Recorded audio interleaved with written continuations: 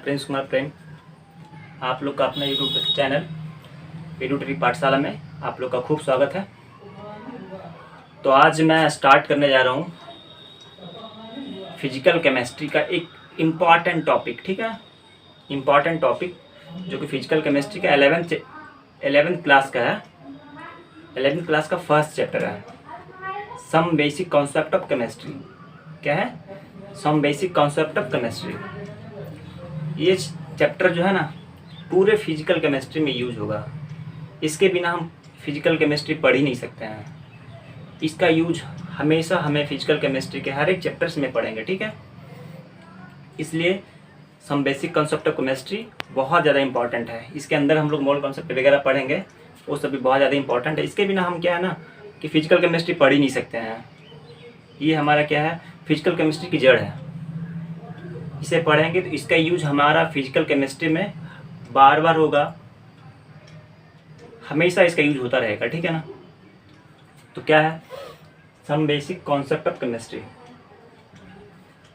तो केमिस्ट्री कहाँ से आया, केमिस्ट्री का डिस्कवर किसने किया, केमिस्ट्री हमारे लिए क्यों ज़रूरी है, हम ये सब बातें नहीं करेंगे। हम सीधे बात करेंगे मैटर पे बात करेंगे। ठीक है ना। इससे पहले जो हमारे यूनिवर्स में जितने भी चीज़ें हैं जिनको हम लोग ऑब्जर्व कर सकते हैं, उसमें दो चीज़ें आती हैं। एक तो मैटर आता है, दूसरा एनर्जी आता है। ठीक है, जैसा साइंटिस्ट लोग का और कहना है कि डार्क मैटर होता है, डार्क एनर्जी होता है, तो हम उन सब चीज़ों पर बातें नहीं करेंगे। तो हमारा मेन टॉपिक क्या है, मैटर। ठीक है ना, मैटर। तो फिर मैटर क्या होता है, मैटर होता क्या है, मैटर चीज़ क्या है। तो मैटर क्या है, एवरीथिंग अराउंड अस, हमारे आसपास की जितने भी चीज़ें हैं सभी मैटर हैं। हमारे आसपास की जितनी चीज़ें हैं वो मैटर हैं। या फिर मैटर वैसा चीज़ है जो कुछ स्पेस ऑक्यूपाइज करता है, जिसका कुछ मास है, उसे हम लोग क्या बोलते हैं, मैटर। जैसे डेफिनेशन से देख सकते हो आप लोग, matter is anything that occupies mass and space. Matter वैसा चीज़ है जो मास है, जिसके पास मास होता है और कुछ स्पेस ऑक्यूपाइज करता है, उसे हम लोग क्या बोलते हैं, मैटर बोलते हैं। ठीक है ना। जैसे हमारे हाथ में ये डस्टर है, तो ये क्या है, मैटर है। इसका कुछ ना कुछ मास है, ये कुछ ना कुछ स्पेस ऑक्यूपाइज किया है। ठीक है, तो ये है मैटर है। ठीक है ना। तो मैटर्स को क्या है ना कि matters exist in 3 physical states. जो मैटर्स जो होते हैं 3 फिजिकल स्टेट्स में एग्जिस्ट करते हैं, सॉलिड्स, लिक्विड्स एंड गैसियस। किसमें एग्जिस्ट करता है, सॉलिड्स, लिक्विड एंड गैसेस। ठीक है ना। जो मैटर्स का 3 स्टेट होता है, solid state, liquid state and gases state. Solid states का हम लोग का एक पूरा का पूरा चैप्टर ही पढ़ा है, पूरा का पूरा चैप्टर ही हम लोग को पढ़ना है, जो 12th में आता है, 12th के फिजिकल केमिस्ट्री में आता है। और लिक्विड स्टेट भी हमारा एक अपने आप में बड़ा चैप्टर है और बहुत ही इंपॉर्टेंट चैप्टर है। ठीक है ना। ये भी कहाँ आता है, 12th चैप्टर में। इसके अंदर हम लोग पढ़ेंगे सॉल्यूशन के अंदर लिक्विड स्टेट पढ़ेंगे। ठीक है। और गैस स्टेट भी अपने आप में एक बड़ा चैप्टर है, जो कि हम लोग 11th में ही पढ़ेंगे। ठीक है। तो आइए सॉलिड्स, लिक्विड एंड गैसेस के बारे में कुछ जान लेते हैं पहले हम। सॉलिड्स में क्या क्या होता है, जो सॉलिड्स के जो कंस्टिट्यूएंट पार्टिकल्स होते हैं, the constituent particles are held very close to each other. जो सॉलिड्स होते हैं ना, इसके कंस्टिट्यूएंट पार्टिकल्स बहुत ही पास बंधे होते हैं। तो आप लोग को बात आया होगा कि ये कंस्टिट्यूएंट पार्टिकल्स क्या होता है। कंस्टिट्यूएंट पार्टिकल्स क्या होता है, जो हमारे जो मैटर होता है ना, मैटर जो हमारा होता है ना, ये छोटी छोटी चीज़ें से मिलके बनी होती है। ठीक है ना। बहुत छोटी छोटी चीज़ें से मिलके, छोटी छोटी चीज़ों को जब मिलाते जाएंगे तब हमारा ये मैटर तैयार होगा। ठीक है ना। तो ये जो छोटी छोटी चीज़ें होती है ना, उन्हीं को हम लोग क्या बोलते हैं, कंस्टिट्यूएंट पार्टिकल्स बोलते हैं, फिर एटम बोलते हैं। ठीक है ना। जैसे ये हमारा मैटर है, इसको हम तोड़ते जाएंगे, तो एक ऐसा टाइम आएगा, एक ऐसा पॉइंट आएगा कि जिसको उस पॉइंट के बाद इसको हम तोड़ नहीं सकते, मतलब बहुत स्मॉल पार्ट निकल के इससे आएगा, उसी को हम लोग क्या बोलते हैं, कंस्टिट्यूएंट पार्टिकल्स बोलते हैं। ठीक है ना। तो वही कह रहा है, in solids the constituent particles are held very close to each other. इसके कंस्टिट्यूएंट पार्टिकल्स जो होते हैं बहुत आपस में बहुत स्ट्रांगली बॉन्ड बहुत स्ट्रांगली फोर्स ऑफ अट्रैक्शन से बंधे होते हैं, ठीक है ना। इसलिए इसका जो कंस्टिट्यूएंट पार्टिकल्स है ना, इनको मूवमेंट करना बहुत मुश्किल होता है। क्यों मुश्किल होता है? क्योंकि जो इनके जो कंस्टिट्यूएंट पार्टिकल्स होते हैं बहुत ज़्यादा फोर्स ऑफ अट्रैक्शन से बंधे होते हैं, इसलिए इसको मूव करना बहुत मुश्किल होता है, ठीक है ना। वो लिखा है that knows not freedom of movement of constituent particles, वही बात है। आगे क्या है? In liquid acid the constituent particles are close to each other, ठीक है ना। इन लिक्विड एसिड में क्या है, इसका कंस्टिट्यूएंट पार्टिकल्स तो एक दूसरे के पास पास में होते हैं, लेकिन स्ट्रॉन्ग फोर्स ऑफ अट्रैक्शन से बंधे नहीं होते हैं, इसलिए जो इसके जो कंस्टिट्यूएंट पार्टिकल्स है इजीली मूव कर सकते हैं, ठीक है ना। लिक्विड में क्या होता है? लिक्विड में तो मैंने देख लिया है। गैसेस में क्या होता है? The constituent particles far apart as compared those present in solids and liquid state. Gases में क्या होता है ना, इसके जो कंस्टिट्यूएंट पार्टिकल्स होते हैं बहुत दूर दूर होते हैं as compare to gases and liquid, ठीक है ना। इसलिए इसके जो कंस्टिट्यूएंट पार्टिकल्स जो होते हैं आसानी से मूव कर सकते हैं, वेरी फास्ट मूव करते हैं, ठीक है। अब हम लोग देखेंगे क्या कि कैरेक्टरिस्टिक क्या है। ये जो 3 स्टेट्स हम लोगों ने पढ़ा है, सॉलिड्स, लिक्विड एंड गैसियस, इनका कैरेक्टरिस्टिक क्या होता है? सॉलिड्स हैव डेफिनेट वॉल्यूम और डेफिनेट शेप। सॉलिड्स के पास डेफिनेट वॉल्यूम होता है, डेफिनेट शेप होता है। क्यों होता है? क्योंकि इनके जो कंस्टिट्यूएंट पार्टिकल्स के बीच में जो फोर्स ऑफ अट्रैक्शन होता है बहुत ज़्यादा होता है, ठीक है ना। इनके कंस्टिट्यूएंट पार्टिकल्स का मूवमेंट नहीं होता है, इसलिए जो सॉलिड्स जो होते हैं इनका शेप भी फिक्स होता है और साइज भी फिक्स होता है। ये अपने शेप और साइज को बदल नहीं सकते हैं, ठीक है। लिक्विड में देखते हैं क्या होता है। Liquid have definite volume but not definite shape. Liquid से क्या होता है, जैसे कि मैंने अभी आप लोगों को बताया था कि लिक्विड्स में क्या होता है, इनके कंस्टिट्यूएंट पार्टिकल्स तो पास पास में होते हैं, लेकिन हार्डली फोर्स ऑफ अट्रैक्शन से बंधे नहीं होते हैं। मतलब क्या, पास पास होते हैं लेकिन इनके जो कंस्टिट्यूएंट पार्टिकल्स है मूव कर सकते हैं, ठीक है ना। तो वही बात यहाँ पे कह रहा है कि लिक्विड है definite volume but not definite shape. इसका वॉल्यूम तो डेफिनेट होता है। जैसे मैं आप लोग को एग्जांपल दे रहा हूँ, हमने 1 लीटर का लिक्विड लिया, ठीक है ना। मैंने 1 लीटर लिक्विड लिया, ठीक है। तो इसका वॉल्यूम फिक्स कैसे है? जैसे मैंने इसको इस शेप वाले पॉट में रखा 1 लीटर लिक्विड को, ठीक है ना। फिर मैंने इस शेप वाले पॉट में रखा है, फिर कंटेनर में रखा, ठीक है ना। फिर मैंने इसको इस शेप वाले पॉट में या कंटेनर में रखा, ठीक है। तो क्या ये जो 1 लीटर है, जो इसका वॉल्यूम है, इस पॉट में डालेंगे तो 1 लीटर रहेगा। अगर इस पॉट में डालेंगे तो क्या ये चेंज कर जाएगा? नहीं, फिर भी 1 लीटर रहेगा। अगर इस पॉट में डालेंगे फिर भी 1 लीटर रहेगा, ठीक है ना। मतलब इसका जो वॉल्यूम है फिक्स होता है। इस पॉट में डालो, इस पॉट में डालो या फिर इस पॉट में डालो, इसका वॉल्यूम जो फिक्स है। लेकिन इसका जो शेप है, शेप मैंने अगर इस पॉट में डाला इस टाइप का शेप ले लिया, इस पॉट में डाला तो इस टाइप का शेप ले लिया, इस पॉट में डाला तो इस टाइप का शेप ले लिया। इसलिए बोला जाता है कि जो लिक्विड्स होते हैं इसका वॉल्यूम डिफिनेट होता है। इसका जो वॉल्यूम डेफिनेट होता है बट इसका जो शेप होता है ना डेफिनेट नहीं होता है। हम जिस चीज़ में उसको रखेंगे ना, जिस पॉट में रखेंगे वो उसका शेप ले लेता है, ठीक है ना। जैसे मैंने इसमें रखा था लिक्विड को तो इसका शेप ले लिया, इसमें रखा तो इसका शेप ले लिया, और इसमें रखा तो इसका शेप ले लिया, ठीक है ना। अब गैसेस की बातें करते हैं। तो gases have neither definite volume not definite shape, they occupy completely the container in which they are kept. क्या कह रहा है? जो गैसियस जो होते हैं ना, इनका ना तो वॉल्यूम फिक्स होता है ना तो शेप फिक्स होता है, ठीक है ना। इनको जिस चीज़ में रखेंगे, जिस कंटेनर में रखेंगे उसी का वॉल्यूम ले लेगा, उसी का शेप ले लेगा, ठीक है ना। जैसे एग्जांपल मैं दे रहा हूँ कि हमारे पास कुछ गैसेस है, मतलब कि 100 ग्राम गैस है, ठीक है। तो मैं क्या कर रहा हूँ, उसको पहले बलून में डाल दे रहा हूँ, तो क्या करेगा वो बलून का शेप ले लेगा, ठीक है ना। क्या करेगा? बलून का शेप ले लेगा। शेप तो बलून का ले लिया, बलून का क्या हो गया? बलून का जो उसका जो शेप हो गया, बलून का जो वॉल्यूम हो गया तो वो तो अलग हो गया। फिर क्या किया मैंने, वही जो 100 ग्राम गैस था हमारा, मैंने इस रूम में लाके छोड़ दिया गैस को, ठीक है। गैस क्या करेगा? गैस तो एक जगह रुका नहीं रहेगा ना, गैस क्या तो फैल जाता है वो, तो पूरे रूम में फैल जाएगा। अब क्या किया गैस ने? पूरे रूम का शेप ले लिया, ठीक है ना। पूरे रूम का शेप ले लिया और वॉल्यूम जो हो गया वो पूरे रूम को कवर कर लिया उसका वॉल्यूम, ठीक है ना। तो इसलिए कहा जाता है जो गैसेस जो होते हैं ना, इसका वॉल्यूम भी फिक्स नहीं होता है, शेप भी फिक्स नहीं होता है। जिस चीज़ में उसको डालेंगे, जिस पॉट में डालेंगे, जिस कंटेनर में डालेंगे, उसी का शेप ले लेगा, उसी का वॉल्यूम ले लेगा। ठीक है ना। ठीक है, तो यहाँ तक हम लोगों ने समझ लिया सॉलिड, लिक्विड एंड गैसेस, उसके कैरेक्टरिस्टिक के बारे में हम लोगों ने पढ़ लिया। और नीचे एक इम्पॉर्टेंट पॉइंट है, ये जो 3 स्टेट्स हैं, सॉलिड्स, लिक्विड एंड गैसेस, ये तीनों ना आपस में इंटरकन्वर्टिबल होते हैं। क्या होते हैं? इंटरकन्वर्टिबल, मतलब कि कन्वर्ट कर सकते हैं। उसके लिए कुछ कंडीशन होती है। Interconvertible on changing the condition of temperature. Temperature एक कंडीशन है,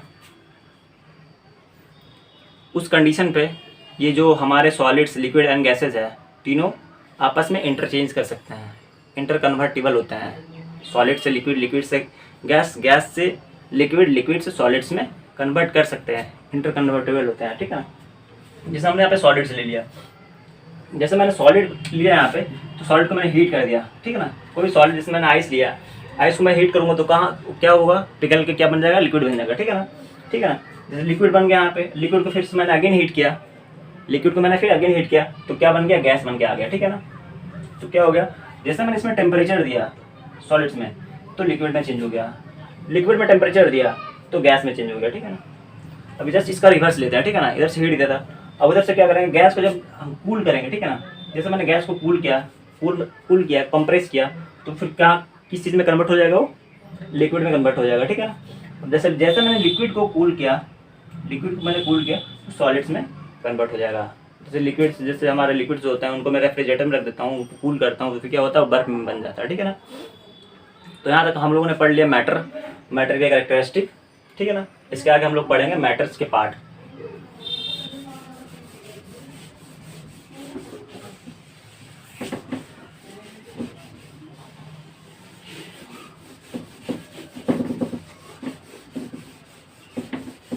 मैटर्स के 2 पार्ट होते हैं, इनको 2 पार्ट में कैटेगराइज किया गया है। दिखाते हैं आपको। जो मैटर होते हैं, ठीक है ना, इनको 2 पार्ट में कैटेगराइज किया गया है। ठीक है ना। फर्स्ट पार्ट को बोलते हैं, फर्स्ट पार्ट हो गया मिक्सचर, दूसरा पार्ट क्या हो गया? Pure substance.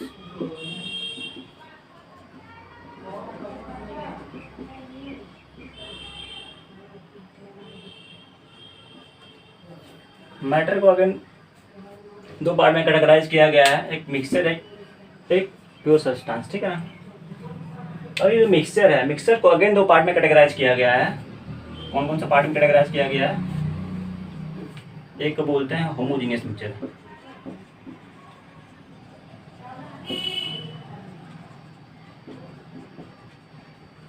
एंड दूसरे को क्या बोलते हैं? Heterogeneous mixture.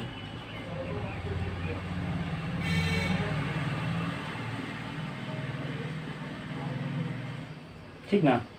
और प्योर सब्सटेंस को भी अगेन 2 पार्ट में कैटेगराइज किया गया है। क्या बोलते हैं इसको? एक को बोलते हैं element,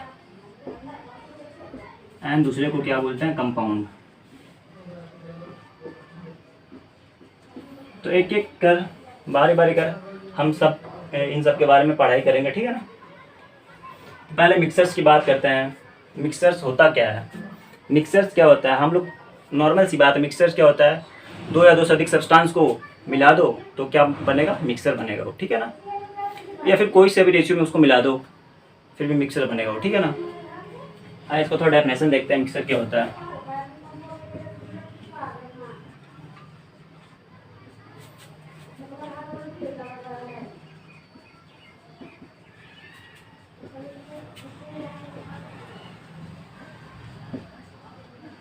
It contains 2 or more than 2 substance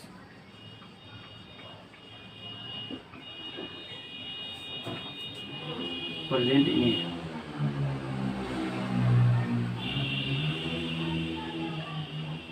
ठीक है ना। जो मिक्सर होता है, इट कंटेन्स 2 और more substance present in it. Mixer में क्या होता है? 2 और 2 से अधिक सब्सटेंस को, मिक्सर क्या होता है? मिक्सर के अंदर क्या होता है? 2 या 2 से अधिक सब्सटेंस को आपस में जब मिक्स करता है तो हमारा क्या बन के आता है? मिक्सर बन के आता है। ठीक है ना। प्रेजेंट इन, फिर इन एनी रेशियो,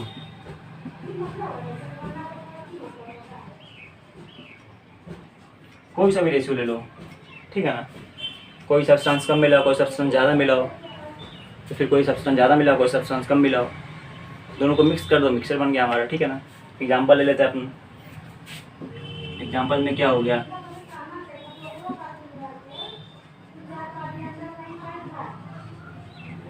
एग्जाम्पल में हो गया sugar solution, salt solution, salt solution,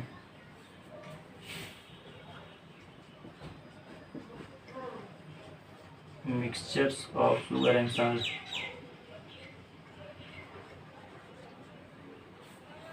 या फिर मिक्सचर ऑफ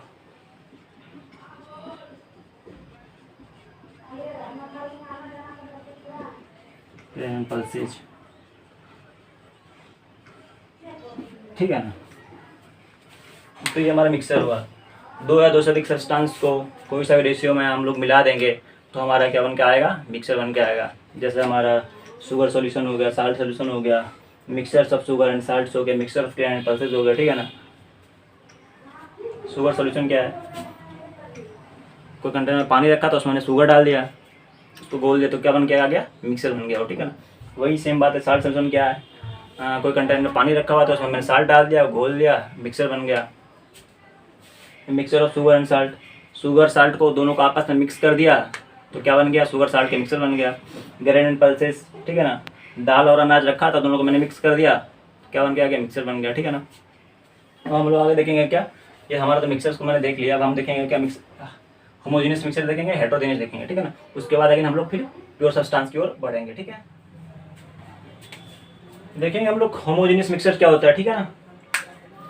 तो मिक्सर देखा था, मिक्सर क्या होता था, होमोजेनियस मिक्सर क्या होता है, मिक्सर इन विच कंपोनेंट्स कंप्लीटली मिक्स विच ईदर, ठीक है ना। तो होमोजेनियस मिक्सर में क्या होता है, जो इसके कंपोनेंट्स जो होते हैं ना कंप्लीटली मिक्स होते हैं एक दूसरे के साथ, ठीक है ना। And its composition is uniform, और इनका जो कंपोजिशन होता है, कंपोनेंट्स का जो कंपोजिशन होता है एकदम यूनिफॉर्म डिस्ट्रीब्यूटेड होता है, ठीक है ना। क्या होता है, जो इनका कंपोजिशन होता है एकदम यूनिफॉर्म होना चाहिए, ठीक है, तभी ये क्या कहलाएगा, होमोजेनियस मिक्सर कहलाएगा, ठीक है ना। जैसे कि हम लोग इससे एग्जांपल देखते हैं, साल्ट सॉल्यूशन हो गया, शुगर सॉल्यूशन हो गया,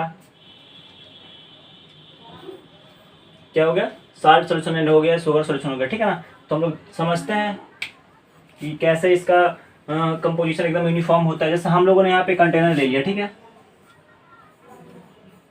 जैसे हम लोगों ने यहाँ पे कंटेनर ले लिया, कंटेनर में वाटर है, ठीक है ना, वाटर रख दिया पहले, कंटेनर में वाटर रखा था पहले से, इसमें मैंने क्या किया, इसमें मैंने यहाँ पे शुगर डाल दिया, ठीक है, मैंने यहाँ पे शुगर डाल दिया, दोनों को मिक्स कर दिया, ठीक है। तो क्या हो गया, ये किसका मिक्सर बन गया, ये बन गया शुगर सॉल्यूशन बन गया, ठीक है ना। ये क्या बन गया,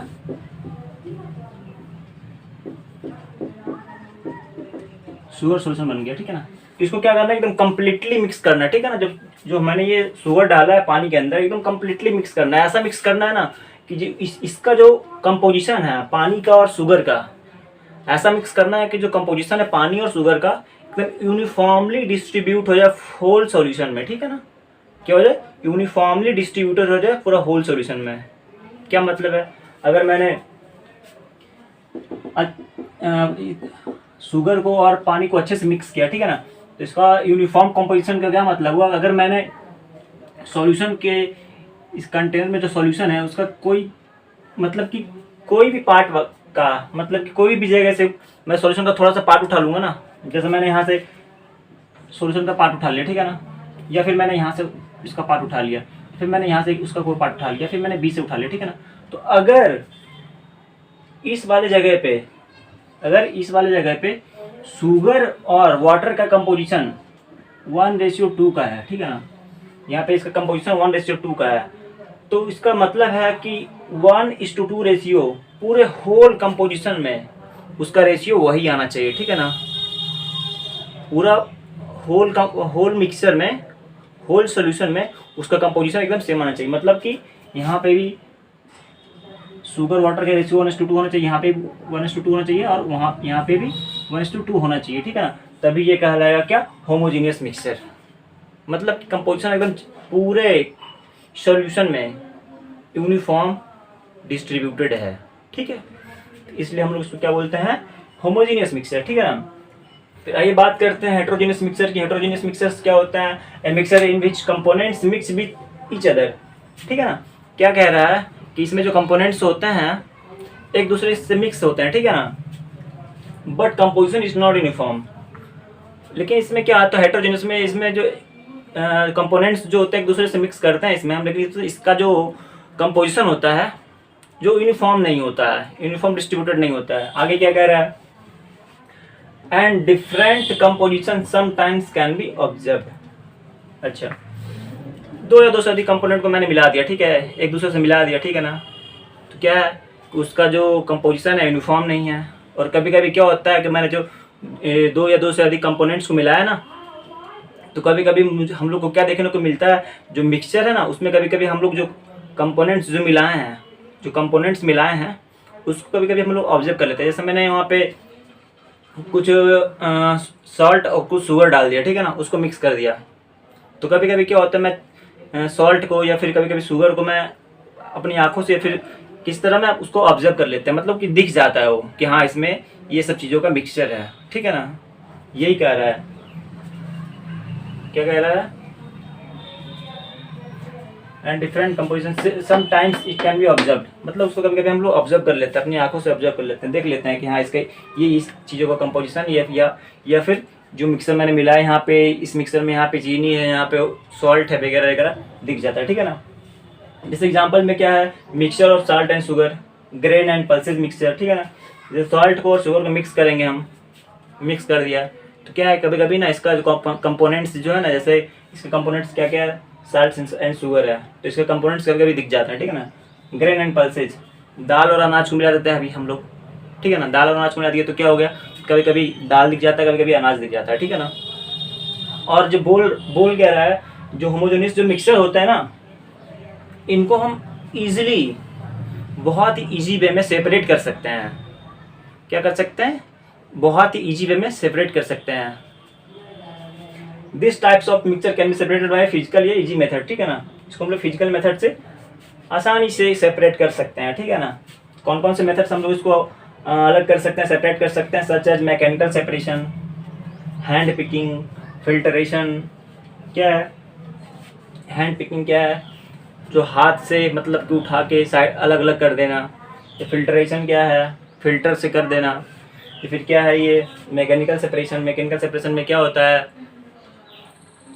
मैकेनिकल सेपरेशन में क्या होता है, कुछ चीज़ों को अलग करना होता है, तो उसको क्या होता है कि मैग्नेट लगा होता है, उसके ऊपर बेल्ट लगा होता है, अपने को जो भी चीज़ें अलग करनी होती है तो मिक्सर को उस पर रख दिया जाता है बेल्ट पे, उसको मूव कराया जाता है, ठीक है ना।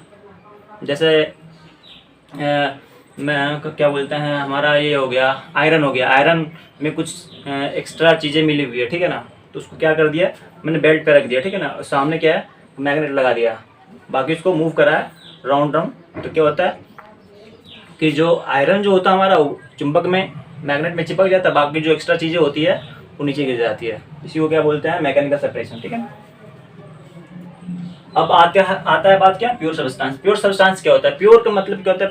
प्योर का मतलब सिंगल चीज़ है, मतलब उसमें कुछ नहीं है, बस वो सिंगल है, मतलब प्योर है।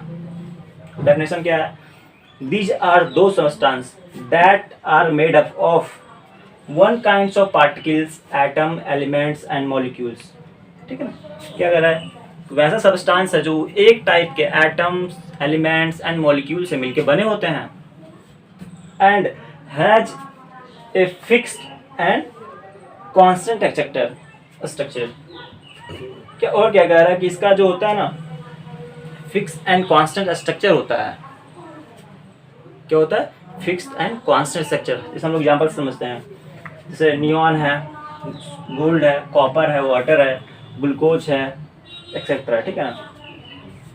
तो मैंने क्या जैसे नियॉन ले लिया, नियॉन को पकड़ लिया, ठीक है, तो नियॉन में अगर मैंने नियॉन लिया है तो नियॉन को मैं कितना भी तोड़ दूंगा, ठीक है ना, नियॉन को मैं कितना भी तोड़ दूंगा, तोड़ते तो उस जो नियॉन को मैं जब तोड़ूंगा तो जो नियॉन से जो टूटा हुआ पार्ट निकलेगा वो क्या नियॉन का ही होगा या फिर कुछ और अदर एटम्स का होगा? जाहिर सी बात है नियॉन का ही होगा, ठीक है ना। मतलब इससे क्या पता चला कि जो नियॉन है वो एक ही टाइप्स के एटम से मिलके बने हैं, ठीक है। जैसे गोल्ड हो गया, गोल्ड में भी सेम बात है, कॉपर का भी सेम बात है, वाटर वाटर, ठीक है ना। मैंने कंटेनर में वाटर रख दिया, ठीक है ना। तो कंटेनर से मैं थोड़ा सा वाटर निकालूंगा तो क्या वाटर का ही पार्ट रहेगा या फिर कुछ और हो जाएगा? नहीं, वो वाटर का ही पार्ट रहेगा, ठीक है ना। जैसे ग्लूकोज का पाउडर ले लिया, ठीक है ना, तो ग्लूकोज का मैं इतना सा पाउडर लेगा, फिर इतना सा पाउडर तो रहेगा, तो ग्लूकोज का ना वो मतलब प्योर सब्सटेंसेस है, ठीक है ना, प्योर, इसलिए उसको बोलते हैं प्योर सब्सटेंस, ठीक है। इसके आगे हम लोग देखते हैं क्या, इसके आगे हम लोग पढ़ेंगे क्या, एलिमेंट्स एंड कंपाउंड, ठीक है ना। यहाँ तक आप लोग नोट कर लो। तो यहाँ तक हम लोगों ने क्या पढ़ लिया था, प्योर सब्सटेंस पढ़ लिया था, ठीक है ना। अब हम लोग देखेंगे क्या, एलिमेंट्स। एलिमेंट्स क्या होता है, it consist of only one types of particles या एटम, ठीक है ना। एलिमेंट्स जो होता है only one types of particle या only one types of atom से मिलकर बना होता है। जैसे एग्जांपल में क्या, copper, silver, sodium and hydrogen. तो only one types of particles या एटम। एटम क्या होता है, एटम जो होता है मैटर का एक छोटा पार्ट होता है, जिससे छोटे छोटे पार्ट से मिलकर हमारा मैटर बना होता है। जैसे हमारा कॉपर का एग्जाम्पल लिया हम लोगों ने, तो कॉपर क्या होगा, कॉपर कैसे मिलकर बना होगा, कॉपर के छोटे छोटे छोटे एटम होंगे, क्या होंगे, कॉपर के एक छोटे छोटे छोटे छोटे एटम होंगे जिससे मिलकर हमारा कॉपर बना है, ठीक है ना। जैसे सिल्वर की बात करते हैं तो सिल्वर के अंदर किसके एटम्स होंगे, सिल्वर के ही एटम्स होंगे, ठीक है ना। जो सिल्वर जो बना होगा वो सिल्वर के छोटे छोटे छोटे छोटे एटम्स से मिलकर ही सिल्वर बने होंगे। सोडियम की बात करें तो सेम बात, वैसे हाइड्रोजन की बात करें तो फिर भी सेम बात है, ठीक है ना।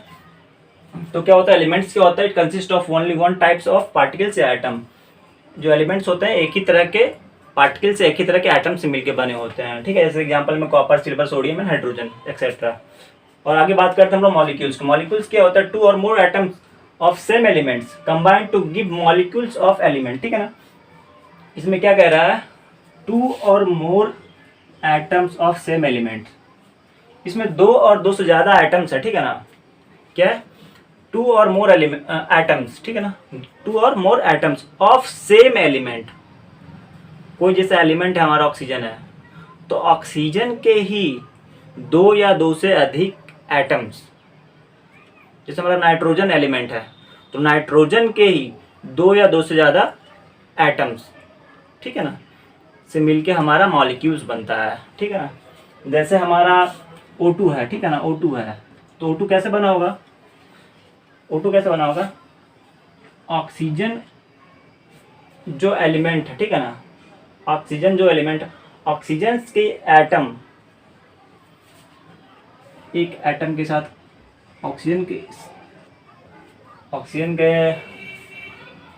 ये जो एलिमेंट्स है, ऑक्सीजन का एलिमेंट्स है, ऑक्सीजन का एलिमेंट्स है, जो ये ऑक्सीजन का जो एटम है, ये एटम और ये एटम दोनों क्या है, सेम एलिमेंट्स के एटम है।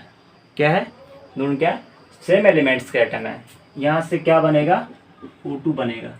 ये जो हमारा क्या कहलाएगा, मॉलिक्यूल्स कहलाएंगे, ठीक है ना। तो क्या कह रहा है, two or more atoms of same element. Atoms दो से ज़्यादा होना चाहिए लेकिन सेम एलिमेंट के होना चाहिए, वही दोनों कंबाइन करेंगे तब हमारा मॉलिक्यूल्स बन के आएगा, ठीक है। जैसे नाइट्रोजन में ले लो, नाइट्रोजन में भी क्या होंगे, दो या फिर दो से ज़्यादा एटम्स तो होंगे लेकिन सेम एलिमेंट्स के होंगे, ठीक है ना, सेम एलिमेंट्स होंगे। नाइट्रोजन एलिमेंट्स है, उसी का दो या दो से अधिक एटम्स को ले लो। जैसे नाइट्रोजन ले लो, एक नाइट्रोजन का एटम है, फिर एक नाइट्रोजन का एटम है, ठीक है ना। यहाँ से हमारा क्या बन के आएगा, N2, ठीक है ना। इसी को हम लोग क्या बोलते हैं, मॉलिक्यूल्स बोलते हैं, ठीक है। कंपाउंड क्या है, कंपाउंड क्या होता है, कंपाउंड क्या होता है, दो या दो से अधिक कंपोनेंट्स को मिला देंगे हम तो हमारा क्या बन जाएगा, कंपाउंड बन जाएगा, ठीक। देखते हैं, when to or more atoms of different element combined the molecule of A compound is formed. क्या कह रहा है, when to or more atoms of a different element, दो या दो से अधिक atoms of a different element.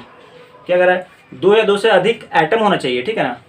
Atoms कितने होने चाहिए, two or more than two atoms from different elements. Atom two or more than two atoms होने चाहिए फ्रॉम टू डिफरेंट एलिमेंट। यहाँ पे एटम भी दो या दो से ज़्यादा होना चाहिए और डिफरेंट एलिमेंट्स के एटम होने चाहिए, ठीक है ना। अगर इनको कंबाइन करेंगे हम तब हमारा क्या बन के आएगा, कंपाउंड बन के आएगा, ठीक है ना। जैसे हमारा क्या है, H2O। H2O क्या है, H2O, ठीक है ना।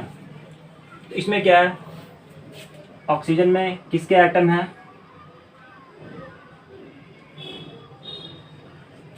इसमें ऑक्सीजन के एटम, जैसे H2O की बात कर रहे हैं हम, तो इसमें ऑक्सीजन के भी एटम्स हैं, हाइड्रोजन के भी एटम्स हैं, ठीक है ना।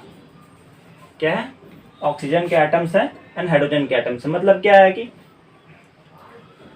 2 और मोर देन 2 एटम्स, जैसे इसमें क्या है 2 और मोर देन 2 एटम्स, जैसे हाइड्रोजन, यहाँ पे 2 हाइड्रोजन का 2 एटम्स है, ठीक है ना, यहाँ पे ऑक्सीजन का 1 एटम्स है, ठीक है ना, फ्रॉम 2 डिफरेंट एलिमेंट, दोनों डिफरेंट एलिमेंट है, जैसे ऑक्सीजन का डिफरेंट एलिमेंट है, हाइड्रोजन भी एक डिफरेंट एलिमेंट है, ठीक है ना।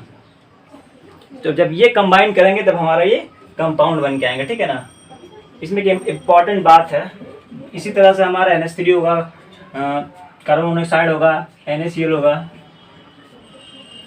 इसमें एक इम्पॉर्टेंट बात क्या है कि the atoms of different elements are present in a compound in a fix and definite ratio, and this ratio is characterised of a particular compound, ठीक है ना। जब क्या कह रहा है, जब 2 या 2 से अधिक एटम्स होंगे डिफरेंट एलिमेंट के, 2 या 2 से अधिक एटम्स होंगे डिफरेंट एलिमेंट के, अगर उनका रेशियो फिक्स हुआ, ठीक है ना, अगर फिक्स रेशियो पे अगर उसको कंबाइन किया जाएगा, क्या किया जाएगा, उनका फिक्स रेशियो से उनको अगर कंबाइन किया जाएगा तो क्या होगा, जो रेशियो होगा ना उनके कैरेक्टरिस्टिक या फिर उसके कैरेक्टर को डिफाइन करेगा, ठीक है ना, कि उसका कैरेक्टर क्या है। समझ में आ गया। 2 या 2 से अधिक एटम्स फ्रॉम डिफरेंट एलिमेंट को अगर हम डिफिनिट रेशियो या फिर फिक्स रेशियो में लेंगे तो जो हमारा कंपाउंड बन के आएगा, ठीक है ना, जो रेशियो होगा ना उस कंपाउंड के कैरेक्टर को डिफाइन करेगा कि उस कंपाउंड का कैरेक्टर कैसा है। समझ आ गया। चलो ठीक है फिर, और आगे क्या कह रहा है, These properties of a compound are different from those of its constituent elements। अच्छा, और क्या कह रहा है कि जो हमारा कंपाउंड जो बना होगा वो जिन कंस्टिट्यूएंट पार्टिकल से मिलके बना होगा, ठीक है ना। तो जो कंस्टिट्यूएंट पार्टिकल्स का जो प्रॉपर्टी है और जो उसके बाद जो दोनों मिलके जो कंपाउंड बनाए हैं इनका प्रॉपर्टी है, कंस्टिट्यूएंट पार्टिकल्स के प्रॉपर्टी और कंपाउंड का प्रॉपर्टी बिल्कुल डिफरेंट होगा, ठीक है ना। जैसे मैं पे कह दे रहा है क्या कि हाइड्रोजन और ऑक्सीजन जो कि गैसियस स्टेट में पाए जाते हैं, अगर ये दोनों कंबाइन करते हैं तो H2O बनाते हैं जो कि लिक्विड स्टेट में पाए जाते हैं, ठीक है ना।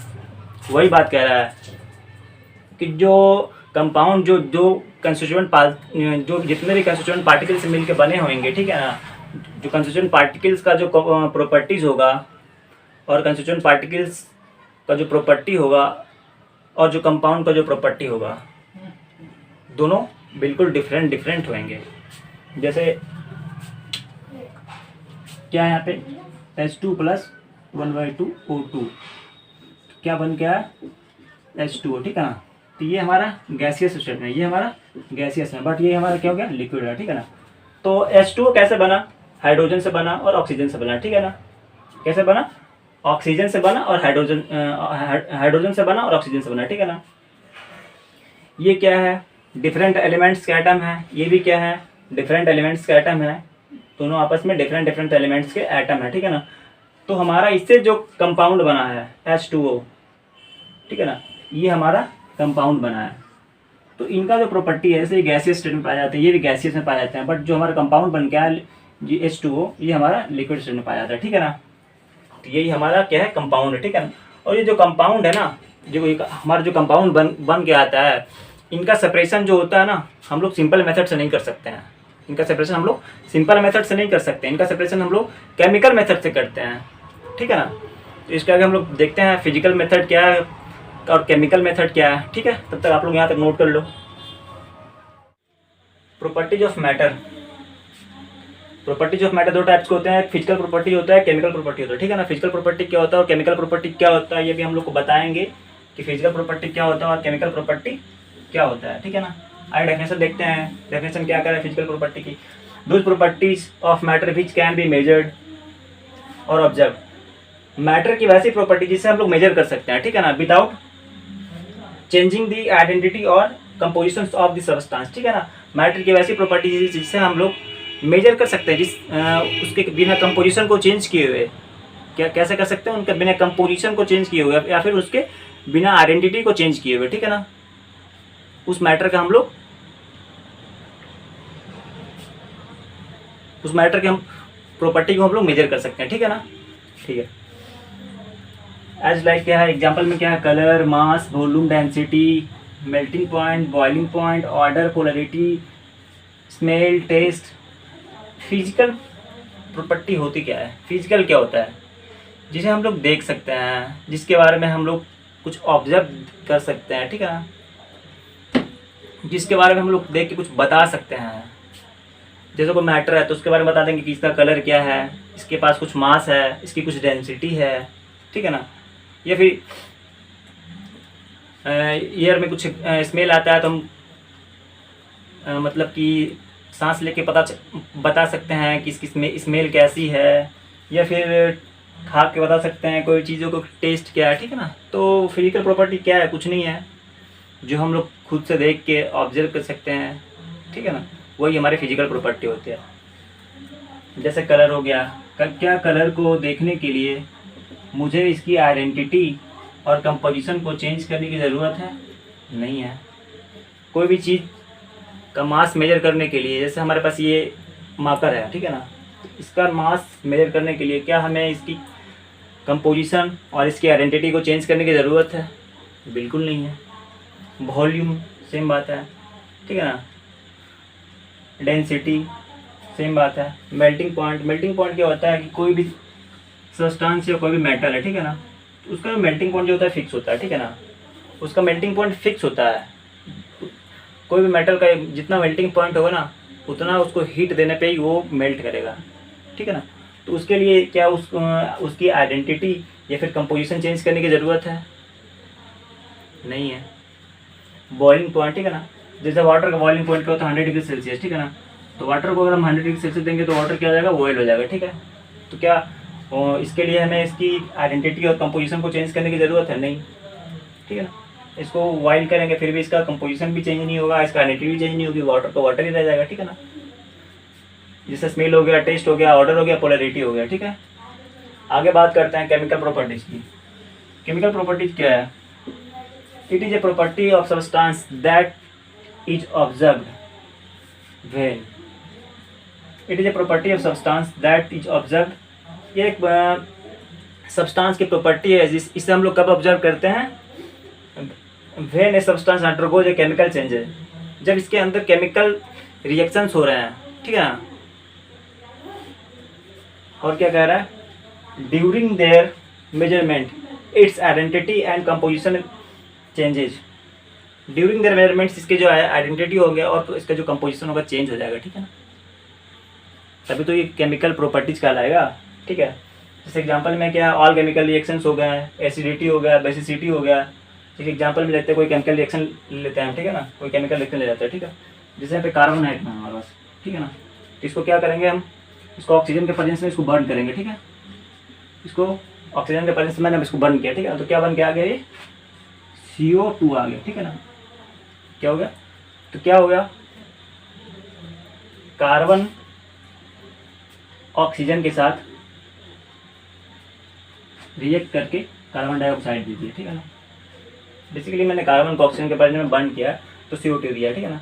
तो पहले कार्बन की आइडेंटिटी क्या थी, कुछ और थी, अब क्या हो गई है, इसकी आइडेंटिटी कुछ और हो गई, ठीक है ना। तो ये अपना क्या हो गया, आइडेंटिटी चेंज कर लिया है, ठीक है ना। जैसे हम लोग बात करते हैं एसिडिटी की, ठीक है ना, तो एसिडिटी डिफाइन होती है किसके लिए, बेस के लिए। जैसे हम लोगों ने यहाँ पे एग्जाम्पल के तौर पे ले लिया है NaOH के ले लिया, ठीक है ना। तो एसिडिटी क्या होता है, कितने OH माइनस है कंपाउंड में, क्या कितने OH माइनस है कंपाउंड में। एसिडिटी जो होता है बेस के लिए डिफाइन होता है बेसिकली, ठीक है ना। तो इसको मैं एक्वा सोल्यूशन में डालेंगे, कहाँ डालेंगे, इक्वल सोल्यूशन में डालेंगे, तो क्या हो जाएगा, क्या करके दे देगा ये Na+ दे देगा प्लस OH माइनस दे देगा, ठीक है ना। क्या दे देगा, Na+ और OH माइनस, ठीक है ना। तो क्या हो गया कि क्या ये अपना जो अपना आइडेंटिटी है, ये जो Na उसके पहले जो आइडेंटिटी थी सॉलिड स्टेट में पाया जाता है, ठीक है ना। अब क्या हो गया, ये आयंस में टूट गया है, ठीक है ना। एक Na+ दे दिया और एक OH माइनस दे दिया, ठीक है ना। तो इसने अपने आइडेंटिटी को लूज कर दिया है, ठीक है। जैसे बेसिसिटी के लिए हम लोग एग्जाम्पल ले लेते हैं। बेसिसिटी के लिए क्या ले लेंगे हम, बेसिसिटी जब भी डिफाइन होता है तो क्या एसिड्स के लिए डिफाइन होता है, ठीक है ना। जैसे H2SO4 ले लिया, बेसिसिटी जब भी डिफाइन होती है तो एसिड्स के लिए डिफाइन होती है, ठीक है। जैसे हमने H2SO4 ले लिया, इसको मैंने एक्वा सोल्यूशन में डाल दिया। बेसिसिटी का मतलब क्या होता है, कितने H+ आयन निकलेंगे कंपाउंड से, ठीक है ना, कितने H+ आयन निकलेंगे कंपाउंड से, ठीक है ना। तो जो जैसे मैंने H2SO4 ले लिया, इसको एक्वा सोल्यूशन में डाल दिया, ठीक है ना, तो क्या यहाँ से होगा, एक्वा सोल्यूशन जैसे मैं इसको डालूंगा तो क्या दे देगा 2H+ SO4 2 नेगेटिव, ठीक है ना। तो यहाँ पे 2H+ आयन दे दिया इसने। तो पहले इसकी आइडेंटिटी कुछ और थी, अब क्या हो गया, ये आयंस में टूट गया है, ठीक है ना। तो ये होती है हमारी फिजिकल प्रॉपर्टी, ये होती है हमारी केमिकल प्रॉपर्टी, ठीक है ना। चलिए ठीक है, थैंक यू। आज का लेक्चर यहीं तक रहेगा हमारा। तो यहाँ तक हम लोगों ने पढ़ा, एकदम क्या पढ़ा, some basic concept of chemistry का एकदम बेसिक पार्ट पढ़ा, ठीक है ना। इसके आगे हम लोग देखेंगे अगले लेक्चर में, ठीक है। Thank you.